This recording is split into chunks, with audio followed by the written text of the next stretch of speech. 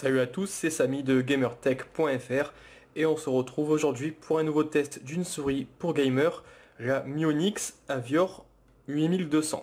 Donc c'est une souris plutôt simple mais qui a la particularité d'être ambidextre, c'est-à-dire qu'elle propose une symétrie parfaite et elle peut être donc adaptée aussi bien aux joueurs gauchers que droitiers. Donc la boîte elle est ici, une boîte plutôt simple avec présentation de la souris sur la face avant.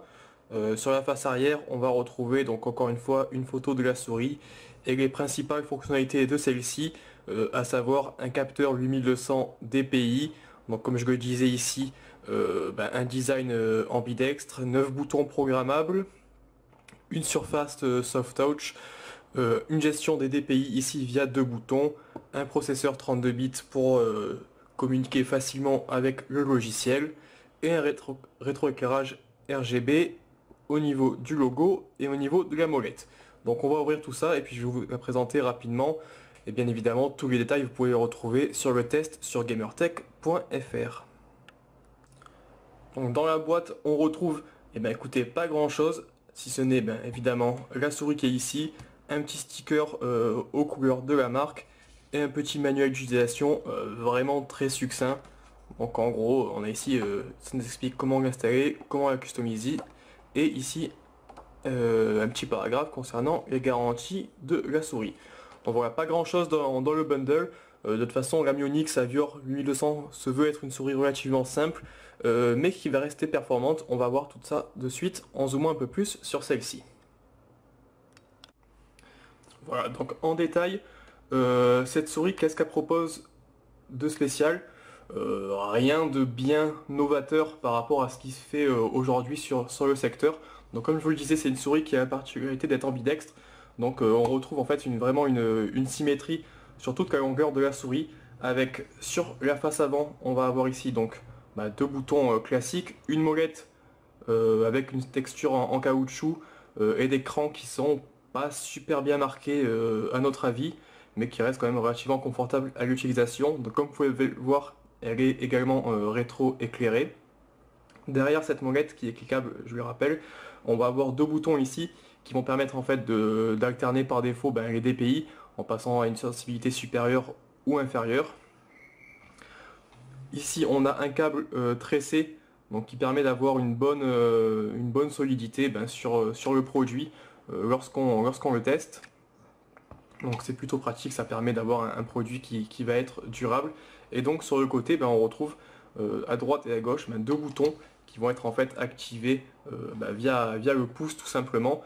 Donc en pratique, c'est une souris qui va avoir 9 boutons, mais justement si on est droitier, on va utiliser ces deux boutons ici qui sont à gauche et on aura beaucoup de mal à utiliser les deux boutons qui vont être placés de l'autre côté et inversement si on est gaucher.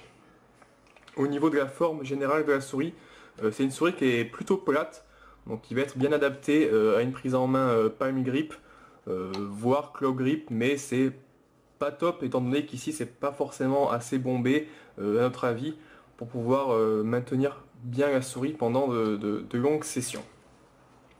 En retournant, on a ici deux patins en téflon qui permettent d'assurer une glisse plutôt bonne soit sur un tapis ou sur un bureau. Et au milieu, donc le capteur 8200 DPI, c'est un capteur Avago, maintenant classique qu'on retrouve sur pas mal de périphériques pour gamers et qui permet un très bon suivi.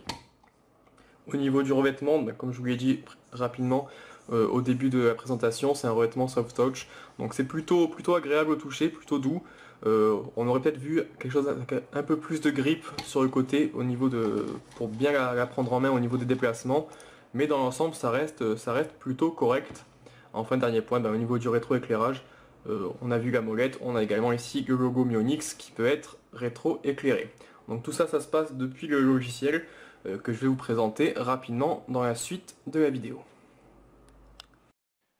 Le logiciel de Myonix, le voici, donc vous pouvez télécharger directement depuis le site du constructeur. Donc, il propose 5 onglets différents. Le premier onglet, Mouse Settings, il va permettre de configurer tout simplement les boutons de votre souris.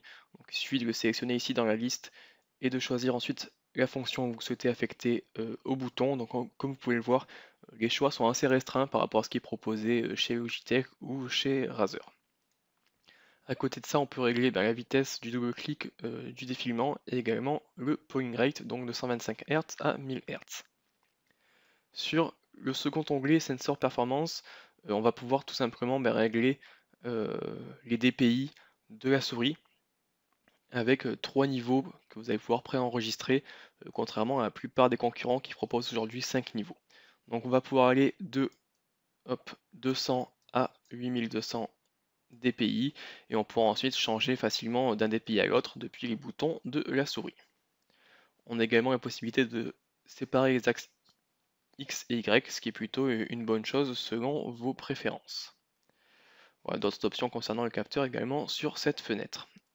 Troisième fenêtre, donc tout ce qui va être réglage du rétroéclairage, donc avec la possibilité de choisir un rétroéclairage fixe de 2 couleurs différentes, donc au niveau de la molette et au niveau du logo ici, ou également un éclairage qui va s'alterner automatiquement en choisissant ici Color Shift. On peut également choisir un éclairage qui va être fixe ou avec des effets comme un effet de pulsation ou un effet respirant par exemple. On va avoir une quatrième onglet ici qui va être un onglet macro qui permet donc de créer des macros très simplement.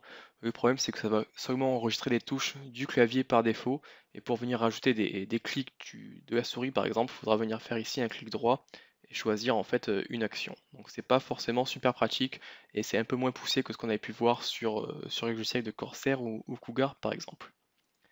Dernier onglet support qui va permettre tout simplement d'arriver à la foire aux questions, de contacter le support technique ou par exemple de télécharger les derniers drivers.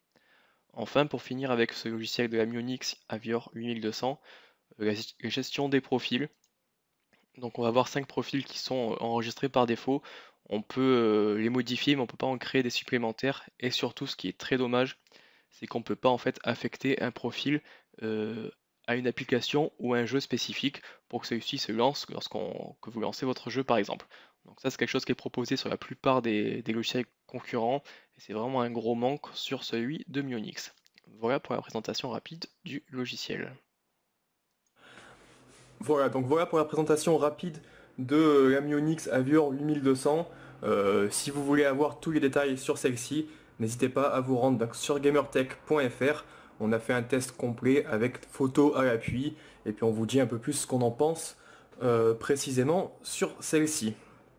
Donc si vous avez des questions également, n'hésitez pas à vous rendre sur le site ou directement sur les commentaires de la vidéo et puis on fera en sorte d'y répondre le plus rapidement possible. Allez, salut!